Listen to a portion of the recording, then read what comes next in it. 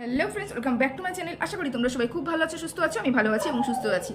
ভিডিওটা করতে বসেছি, কটা বাজে বলো তো? রাত্রি এখন বাজে রাত্রি 1:45, মানে 2টো বাজতে 20 মিনিট বাকি, মানে 1:40 বাজে। আমি এখন ভিডিওটা করতে বসেছি। ভাবতে পারছো আমার কত কাজের চাপ, কারণ আমার আগামী 2 দিন বাদে মানে 2 তারিখে একটা বড় একটা মিটিং আছে, সেজন্য আমি প্রস্তুতি নিচ্ছিলাম। যাই হোক, সেই জন্য কাজের চাপের জন্য, নেটের সমস্যার জন্য গতকাল আমার কোনো ভিডিওই যায়নি।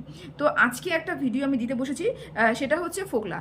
তোমরা এস সরকারের কালকে ভয়েস রেকর্ডিংটা শুনে, ভয়েস ক্লিপটা শুনে নিয়েছো। আমি সেটাকে দিয়েছি, এখানটা দিয়েছি, ভয়েসকে কার্ড দিয়ে চেঞ্জ করে দিয়েছি, সরি দিয়েছি।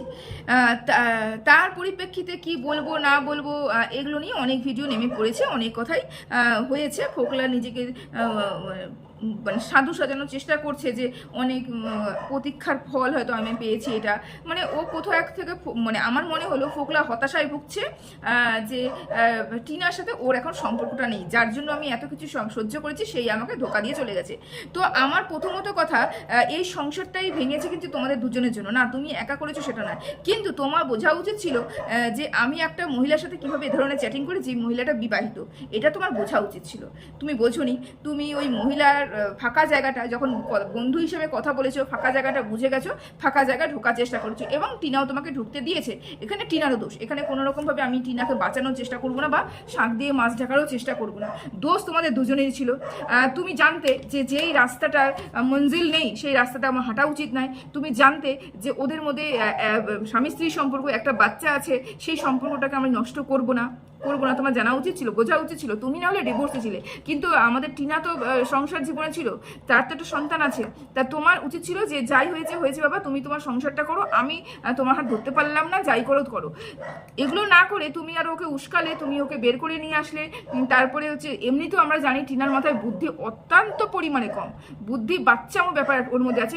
ম্যাচিউর যে ব্যাপারটা থাকে, ম্যাচিউর ব্যাপারটা ওর মধ্যে আসেনি এখনো। সেই জন্য আমরা বুঝতে পারি যে টিনার নিজস্ব বুদ্ধি কতটা ভারী, সেটা আমরা ভালো মতন বুঝতে পারি। তা টিনা নিশ্চয় তোমার চালনায় চালিত হয়েছে বিভিন্ন কারণে। আজকে তুমি বলছো পরিস্থিতির শিকার। পরিস্থিতির শিকারটা নয়, পরিস্থিতিটা সৃষ্টি করেছো তুমি, শিকার সেজন্য তুমি হয়েছো। আচ্ছা, আর লাস্ট তুমি একটা কথা বলেছো, আমি আজকে আমার যাওয়ার সময়, আজকে আমার শেষ সময়, আজকে আমার এই সময়, আজকে আমার ওই সময়, এগুলো কথা বলেছো। প্রথমত কথা, কেউ সোশ্যাল মিডিয়ায় এরকম ধরনের কথা বলতে পারে না, সেটা আইনত অপরাধ। বলাটাও একটা সেকশন, আমি সম্ভবত সেকশনটা কত, আমি 903 যাই কিছুটা ভুলে গেছি, যাই হোক সেকশন নামটা আমি ভুলে গেছি। এত সেকশন নেয়, এটা হচ্ছে আইন দণ্ডনীয় অপরাধ।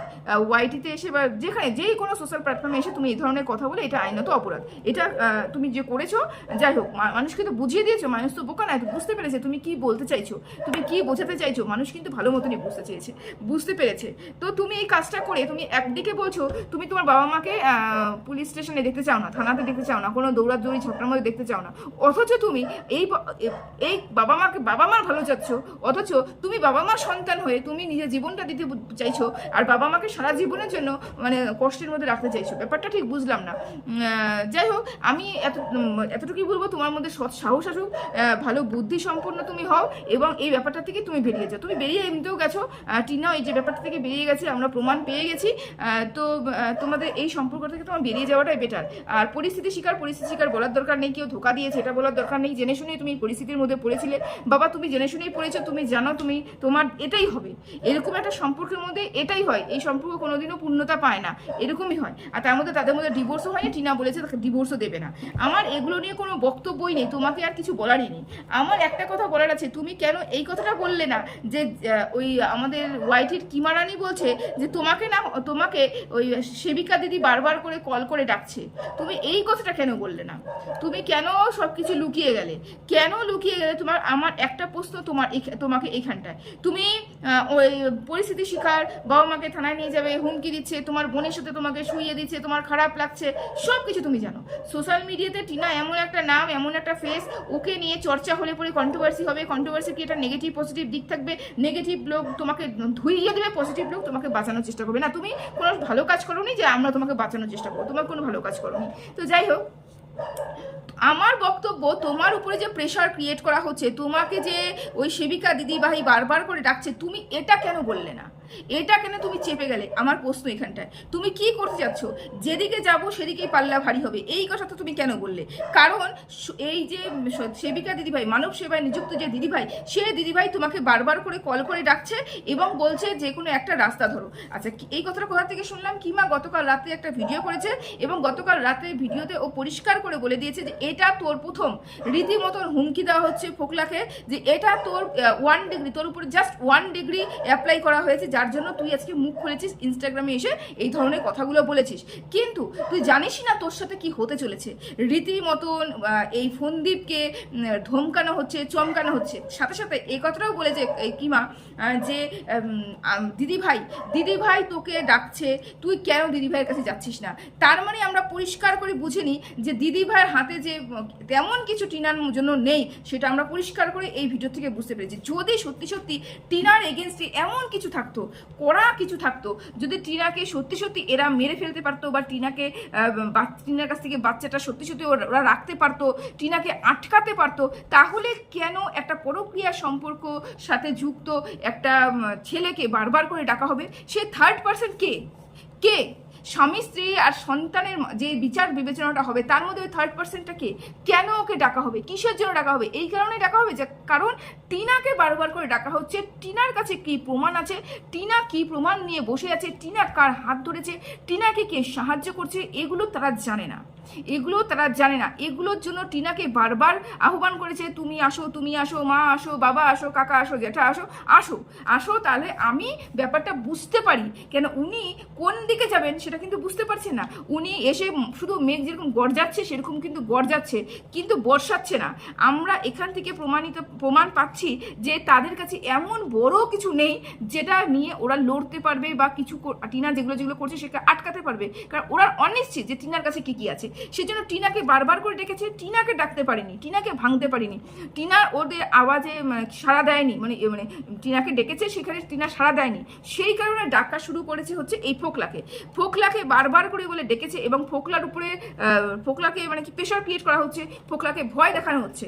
না হলে যেখানে আইনের খাতায় আমরা মানছি পরক্রিয়াটা সামাজিকভাবে আমরা বৈধতা পাইনি বা আমরা দিতে চাই না, আমরা কেউ দিতে চাই না। যদি আমরা সত্যি পরক্রিয়াকে বৈধতা দিই তাহলে আমার ঘরেও স্বামী আছে, আমিও একজন মহিলা, অন্যর ঘরেও স্বামী আছে, অন্যর ঘরেও বউ আছে, সবাই সবার সাথে পরক্রিয়ার সাথে যুক্ত হবে। তাই আমরা কেউই চাই না কারোর সংসারটা নষ্ট করতে, সামাজিকভাবে আমরা স্বীকৃতি দিতে চাই না পরক্রিয়াকে। কিন্তু আইনতভাবে কোনো বাধ্যবাধকতা নাই পরক্রিয়া, আইনের খাতায় এরকম কোনো কিছু নেই যে পরক্রিয়া করলে পরেই দণ্ডনীয় অপরাধ হবে। তাহলে যখন এরকম কিছুই নেই, তাহলে কেন বারবার ফোকলাকে ডাকা হচ্ছে এবং ভয় দেখানো হচ্ছে? মাকে উঠিয়ে নিয়ে যাওয়া হবে, মার উপরে প্রেশার ক্রিয়েট করা হবে, বাবাকে পুলিশ স্টেশনে যেতে হবে। কি কারণে এই এস সরকারের বাবা মাকে পুলিশ স্টেশনে যেতে হবে? কি কারণে? শুধু একটা চ্যাটিং করার কারণে, একটা মহিলার সাথে একটা পুরুষের চ্যাটিংয়ের কারণে যদি আইন এত বড় শাস্তি দিতে পারে, আইন কি শুধুমাত্রই এই দিদির হয়ে কথা বলে? আইন কি এই দিদির পৈতৃক সম্পত্তি? আইন এই দিদি যা বলবে, বাবা মামা বাড়ির আবদার, আমি চাচ্ছি মামা আমাকে এটা দাও, মামা সেটাই দিয়ে বসে রাখবে? আমি ঠিক বুঝতে পারছি না কেন দিদি বারবার করে এই কথাটাই বলার চেষ্টা করছে, বোঝানোর চেষ্টা করছে যে আমার কাছে কিছু নেই, আমার কাছে কোনো প্রমাণ নেই, টিনাকে আটকাবো কীভাবে আমি জানি না, সেই জন্য টিনাকে ডেকেছি, টিনা আসতে পারেনি, সেই জন্য এই মানুষটাকে মানে মানসিকভাবে হেনস্থা করার চেষ্টা করছি। প্রথমে মানসিকভাবে কাদের দিয়ে, ওয়াইটির বিভিন্ন কন্টেন্ট ক্রিয়েটারকে দিয়ে এই মানুষটাকে তার বোনের সাথে শোয়াচ্ছে, তার যা পাচ্ছে তার সাথে শোয়াচ্ছে, এবং কিমা তো তার সাথেই আছে, যে জঘন্য থেকে জঘন্য নোংরা ভাষা মুখ দিয়ে বের করেই যাচ্ছে, লাগাতার বের করে যাচ্ছে। এখন কিন্তু এই আমাদের মানব সেবায় নিযুক্ত দিদি চোখে দেখবে না, কানেও শুনবে না, হ্যাঁ ভালো কথা শুনতে নেই, বলতে নেই, দেখতে নেই, এই ধরনের যে 3 বানর আছে না, ওই 3 বানরের ভূমিকা পালন করছে এই মুহূর্তে। শুধুমাত্র কিমার ক্ষেত্রে কিন্তু এই ভূমিকাটা পালন হচ্ছে। যদি সত্যি সমাজসেবা দিদি এখানে সমাজ সেবা করতো, তাহলে কিমাকে বাধ্য বা এই নিয়মের মধ্যে বাধ্য তো। এই সমাজসেবিকা দিদি ভাই গতকাল সকালবেলা একটা ভিডিও ছাড়ার পরেও কিমা কিভাবে সঞ্জয়ের মার সাথে কুকুরের সম্পর্ক জুড়ে দিল, কিভাবে টিনার সাথে সঞ্জয়ের কলাকলি করেছে, গলাগলি মিলেছে, কি করেছে, যার জন্য ছলি আদান প্রদান হয়ে গেছে, এই ধরনের কথা বলতে পারতো। কিভাবে ফোকলার সাথে টিনা এখনো ওই পাশে বসেই ল্যাটা মাছ চটকাচ্ছে, ল্যাটা মাছে আঁশ ছাড়াচ্ছে, ল্যাটা মাছ খাচ্ছে, ল্যাটা মাছ ঢোকাচ্ছে, এই ধরনের কথা বলতে পারতো। ওই যে বললাম নিরপেক্ষতা তিনি করেন না, তিনি পক্ষপাতিত্ব করেন, সেই জন্য হয়তো এখনো পর্যন্ত তিনি দেখতে পারছেন না, বুঝতেও পারছেন না, বললাম যে 3টে বানর হয়ে বসে আছেন শুধুমাত্র কিমার ক্ষেত্রে। তো এই কথাটাই আমার বলার ছিল যে আমি রাস্তাটা ভটকে যাচ্ছি, আমি বলতে গেছি একটা, মাঝখানে অন্য কথা ঢুকে গেছে। যাই হোক, ফোকলাকে ডাকা কেন হবে, কি কারণে ফোকলাকে ডাকা হবে? কারণ ফোকলাকে ডাকলে পরে নিশ্চয়ই এমন কিছু কল রেকর্ডিং বেরোবে, এমন কিছু ভয়েস রেকর্ডিং বেরোবে, বা প্রমাণ করার চেষ্টা করবে, বা ওকে হ্যারাস করার চেষ্টা করবে, ওকে প্রেশার ক্রিয়েট করে বলবে যে হ্যাঁ আমার সাথে টিনার আগে বিয়ে হয়ে গেছিল, আমার সাথে বিবাহ বহির্ভূত, মানে বিবাহের মানে টিনার সাথে ফন্দীপের বিয়ের আগের থেকে আমাদের সাথে সম্পর্ক আছে, এরকম কিছু স্টেটমেন্ট নেওয়ার চেষ্টা করবে। 3rd ডিগ্রি না হলে কেন বলছে তোর উপরে 3rd ডিগ্রি অ্যাপ্লাই হবে, তুই চলে আয়, তুই আয়, তুই একটা পথে চল, তুই একটা পথে চল। এখানে পথে চলার কি আছে? এখানে পথে চলার কি আছে? যেখানে টিনা বলে দিয়েছে আমার সাথে ওর কোনো সম্পর্ক নেই, যেখানে এ এসে বলছে যে আমার সাথে ওর কোনো সম্পর্ক নেই, তাহলে পথে চলার কি আছে?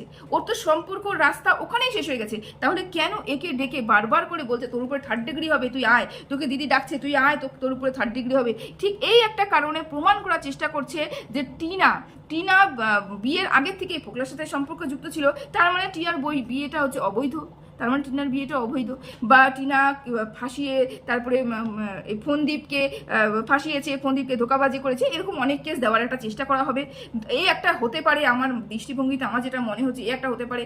আরও একটা হতে পারে ভেতর থেকে খবর বের করবে, ভেতর থেকে খবর বের করার কিছু নেই। কেন টিনা একটা কমিউনিটি পোস্ট দিয়েছে, তারপরে টিনার হাজবেন্ড অন্য মানুষকে দিয়ে চ্যাট রিভিল করেছে, আমরা প্রত্যেকটা মানুষ জানি এরা দুজনের সম্পর্ক লিপ্ত ছিল। হ্যাঁ লিপ্ত ছিল, কিন্তু বর্তমানে নেই, আমরা সবাই জানি।